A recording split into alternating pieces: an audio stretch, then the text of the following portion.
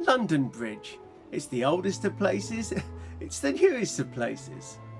And just a little way south through Guy's Hospital, that's the prettiest route. Oh, and you can get your knee seen to at the same time. It's something that's been around almost as long. What a guy. Always go this way, it's very pretty. You get to say hello to Keats. Hi Keats! And raise a cheer with Wittgenstein. Cheers! I knew I shouldn't have let that fly out. Well, we could start in here. Okay. My name's Father Ben, and I am the rector here at St George the Martyr, Borough, or St George the Martyr, Southwark. I mean, it's called Borough Church, your website, but it's the church that people say that's Borough Church. It's called Borough Church. In part, people do refer to it as Borough Church. Not as many people did as they do now because of the website. You see this domain name now, .church, Oh, right. and it's quite a nice little domain name rather than .org or .com. Yes. So I cottoned on to this. So my previous parish was Hoxton.church, and now we're Borough.church. And I mean, there were a lot of churches in Hoxton, so it didn't go down particularly well with my colleagues. But there aren't so many churches in Borough, so it's less of an egotistical statement. You know, it's like we are Borough Church. Been here since 1122. This is the third church on the site. When was St George made the patron saint of England? Edward II. Yeah, a long time after we were. You know, so one might speculate that churches such as this may have informed St George becoming the patron saint of the country. Part of why it became popular. So that's if you're going on a crusade, this is kind of like or a pilgrimage. You're going to start. Or a pilgrimage, absolutely, yeah. Well, just behind you is Great Dover Street, so straight down to Dover. So the church stands at an intersection between. So go back. So the church is built on an old Roman settlement. It's thought that there was a Roman temple underneath. Hasn't been proven archaeologically, but certainly lots of Roman activity around here. I think I saw something on the website saying that there were some old artifacts found, some Roman artifacts found while you were here. digging out the crypt. Exactly, digging out the crypt, and the housing development that's over the road. They found lots of things, including a sign which is the oldest reference to the people of London that we've got. So we've got 2,000 years. We stand on sort of 2,000 years of history at an intersection of two Roman roads. So the road to Chichester and the road to Dover. I was delighted to discover in Matt Parker's new book, Love Triangle, that the Romans were so obsessed with straight roads that they started off headed directly in a straight line to Chichester and then have to divert because of the South Downs and the North Downs. The overall road would have been quicker if they'd have headed for the point where they had to divert to the North Downs. But that's not how the Romans think. The history of this place is marked by travel, I suppose, by people coming in and out. So for most of London's history, there's been one bridge, and people access that bridge by going up and down this road. And so one would imagine that's why they built... Not that one, but that one. So Tower. It's not Tower Bridge, it's London Bridge you're talking about, yeah? London Bridge is here. Tower Bridge is there. Oh, Tower Bridge is there. Fortunately, none of this will work on video. London Bridge. London Bridge is straight up. Of course. Borough High Street. Of course it is. Borough High Street, straight up to London Bridge. Yeah. Tower Bridge over there. Yeah. Okay, so we are absolutely on this direct away. We're on Borough High Street. Borough High Street, as I'm sure you know, was flanked by all these coaching inns, so you can still see the little alleyways as you go up Borough High Street. And if you want to know where the coaching inns were, A, you look for an alleyway, a long, thin alleyway, and B, just look on the ground, and etched into the paving slabs are the names of the different taverns, the different inns that were there. So the only one that remains now is the George, very popular with tourists, less popular with people who want to find a good pub. Seriously though, you know what I mean? It's like, you know, you can't trust the National Trust to run a pub, can you? And then almost next to the George was the Tabard Inn that became latterly the Talbot Inn. We now stand at the head of Tabard Street, and we've got Tabard Gardens. So the Tabard Inn famously is where Chaucer's pilgrims departed from in order to go to the shrine of Thomas Becket in Canterbury. Still, pilgrims walk to Canterbury quite a lot, particularly in the summer. And they stop by here. We stamp their booklets as they pass through. It's a great thing. Yeah. I guess they get the train back these days. I would have thought so.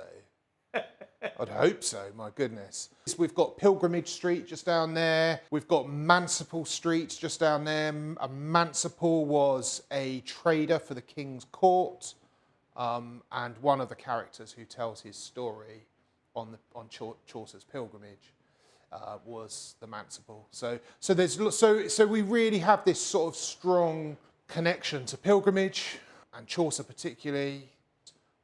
We didn't do the Mansipal when we did A-level, but okay. I think we did the Miller, which is the the mood right, one. yeah. I'm sure we all have something to learn from the Mansipal's tale. Let's find out. I think they're all pretty drunk by this stage, and the Mansipal tells the tale of Phoebus, who has a snow-white crow and a wife. Having established his characters, the Mansipal interrupts himself. You cannot tame a creature against its essential nature. A tame cat will still attack a mouse. Similarly, Phoebus's wife has an affair, but she's betrayed by the crow. Phoebus, in a fit of rage, kills his wife, but blames the crow. In his sorrow afterwards, Phoebus curses the crow to be black and to have a bad voice. He ends the tale by saying it's best to hold one's tongue and not to say anything bad, even if it's true. I take it back, I'm not completely sure we can learn anything from the Mansipal's tale. An astonishing number of people come through this building, and one of the gifts of this building is so prominent that everyone sort of knows about this church, even if you've never been in it. So when I said to people, I'm going to St George the Martyr Borough, which one's that? Where's that? Opposite Borough Tube. Oh, I know. Yeah. Normally because they've been knocked off their bike on this junction or something, but some horror story. Everyone's got a story. Yeah. I guarantee it's the only place in the dead of night when you can catch a cab, definitely. One will be by. Yeah, you're right. I'm sure you're right, yeah. And there won't be a million people here. Probably when this goes out, because I have so many viewers. Yeah. It'll kill itself. It'll be impossible to get a cab from now on. So I'm leading the way. Well, I shouldn't be leading the way. I'll let you lead the way, because I'll miss things. Yeah. Okay. It's real London here. You've got you can't quite see the Shard from here, but you can see the city skyscrapers in the distance. Yeah, if you cross the road, you can see you can see the Shard, you can see the cathedral. We're in the shadow of the cathedral, which poses some interesting questions for me as a parish priest about what we do here. Give me an example of what you mean. Well, there's a resurgence in the appeal of evensong. People are really enjoying going to evensong. Yeah.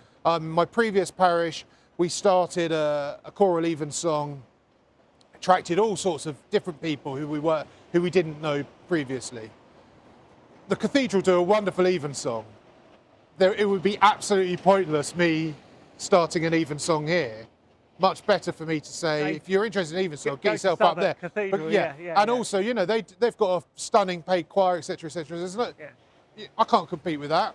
So we need to think about doing things a little bit differently. On these well-worn steps, they're in desperate need of some love.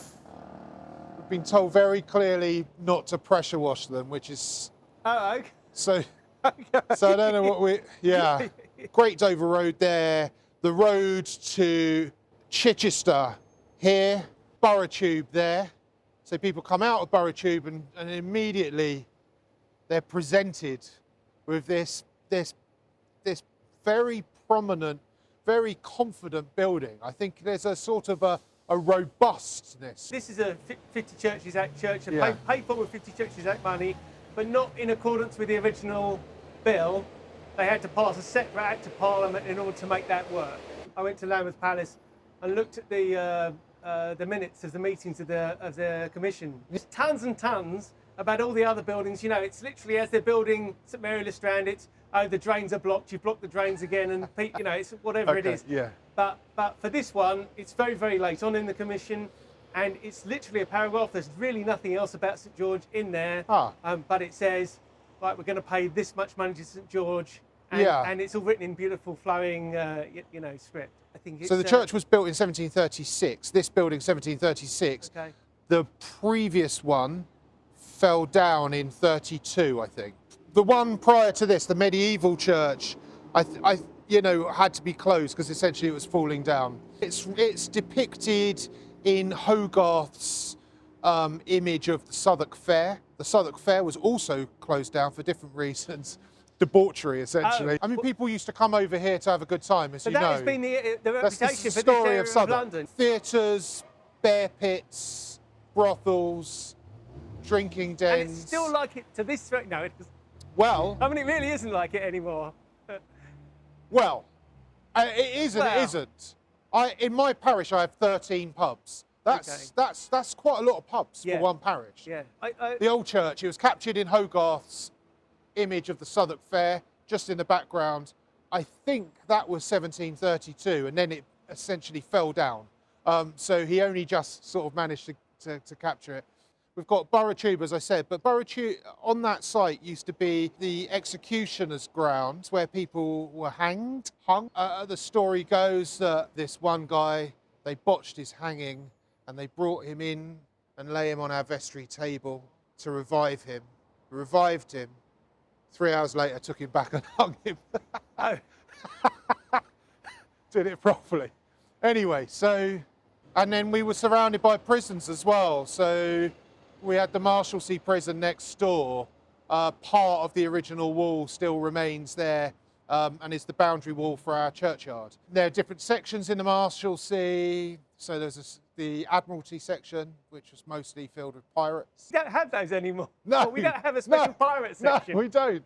Famous prisoners, a couple of interesting prisoners in there.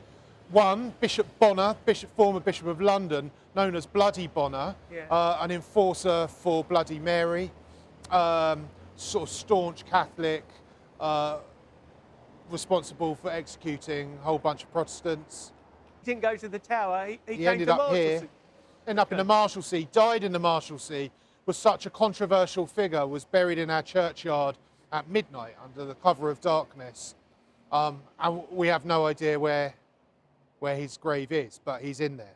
The really notable person associated with the Marshalsea is Dickens. Charles Dickens' father was in the Marshalsea for a couple of years, and Dickens and his family lived in the Marshalsea with him, apart from Charles, who lived in parish housing, or housing owned by the vestry of St George the Martyr, in Lant Street. Lant Street's just over there, and Lant Street was a horrible slum. But he lived in parish housing, would have known this church, and then set his book Little Dorrit, a semi-autobiographical novel based in the Marshalsea and with a number of scenes here in St George's. Charles Dickens, his father was put in Marshalsea, was in the Marshalsea for debt. For debt, yeah. Charles was just living near, or did the whole family kind of have to stay with him? The family stayed with Dad in the prison. What's clear is he wasn't happy. Yeah. He's very I can unhappy. see how that would leave a scar. Yeah. Yeah. So Little Dorrit, story of a young girl who was born in the Marshalsea prison to the father of the Marshalsea, the longest surviving prisoner of the Marshalsea. And it's the story of her comings and goings. One night she's locked out of the Marshalsea and seeks refuge in the church vestry, sleeps the night in front of the fire with Maggie. George the Martyr's actually name checked in the book. Oh yeah. Yeah. And then latterly she's married to Mr. Clenham in St George the Martyr. If we go just up Marshalsea Road here, you get to Clenham Street with a great pub, actually. Yeah. But we've got what's known as our vestry is called the Little Dorrit Vestry, and so I have this idea, this dream that I would like to restore the vestry to look like a Victorian vestry as he would have known it. because we've still got the fireplace that he would recognise. I noticed the fireplace. And we've got Should we go and have a quick we've look got at the the table. fireplace? The table would have been there as well. So, an American chap called Arthur Morland came to London about 100 years ago to discover the places that Dickens wrote about, and just did some simple etchings of the places that Dickens referred to. But you also have this vestry, so we're in the room now. So that's his. So it's actually, And here's the fireplace with some lovely tiles that are all original. I guess, or Delft or Delft, something exactly, of that order, yeah. all depicting biblical scenes. So this is the fireplace in front of which little Dorrit and her friend Maggie slept, having been locked out of the Marshalsea. So Dickens must have been in this room. Dickens would have been in this room, almost certainly would have sat at this table. Yeah. That what they've got actually, they've written the chapters. Yeah. So you can figure a little bit out. So you can figure it out. So, but that's going to be Isaac and being sacrificed, I think. Yeah. Oh, we got the Tower of Babel. Yeah, there's a whole You've got film. the Tower of Babel. You've got the Annunciation. Yeah, so not in any order. These are not in any order. Absolutely. They're great, lovely, aren't they? They're great. So next to the fishmongers is a small girl who's kneeling down praying with her bonnet on her back, as if they were angels' wings. That's a depiction of Little Dorrit. That's Little Dorrit. So people come to look for Little Dorrit in the window, and there she is. That's Little Dorrit. She's looking very angelic, isn't she? Yeah. Yeah. Now and then we have to remind people that she wasn't a real person. That's it for this week. We've barely scratched the surface of St. George the Martyr, so that next week we go properly inside and we go up. If you haven't already, subscribe so you don't miss it.